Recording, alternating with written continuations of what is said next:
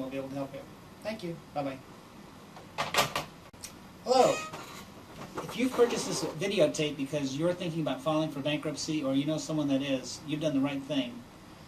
If you're married, a lot of times we've had people approach us that only the spouse wants to file for bankruptcy. Only one party in the marriage. We'll talk about what happens if you do that and how the liability will exist and how that will affect you or your spouse.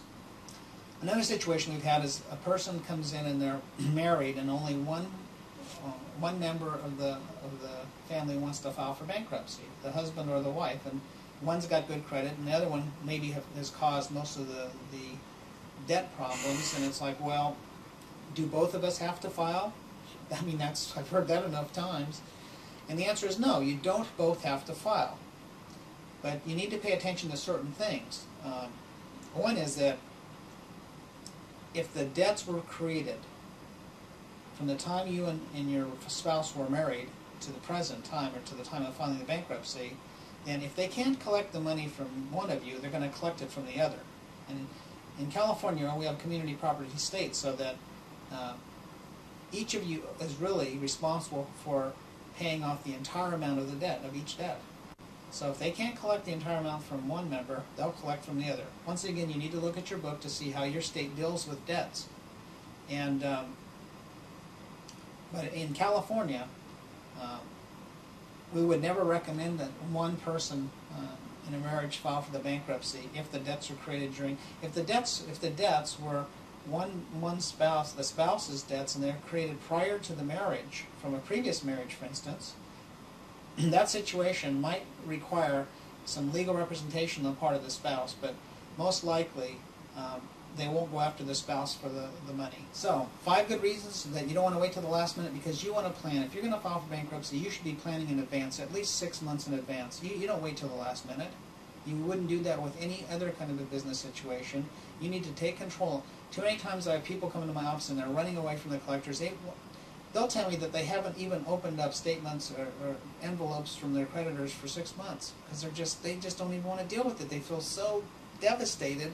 It's like they don't even want to look at the bills. And that's not a way to approach anything. You need to, if you find yourself in that kind of a situation, you need to start doing whatever you can to make things work. Talk to your creditors. See who's workable and who's not. Do whatever you can. But plan. If you're going to file a bankruptcy, plan your bankruptcy out. And don't be afraid to go talk to an attorney or a paralegal consultant, 6 or 8 months prior to the time that you think you're really going to need to file that bankruptcy, because when you do that, you can get information that can help you in terms of making your bankruptcy as I don't want to say profitable, but as worthwhile as possible under the circumstances. I mean, because you're going to pay one way or another in terms of how you're treated by creditors from that point onward. So find out everything you can. Okay? Find out another good reason. We're talking about 5 good reasons. There was one. A second good reason is to not get yourself in a situation where you're committing fraud. Know how things work and what's expected of you.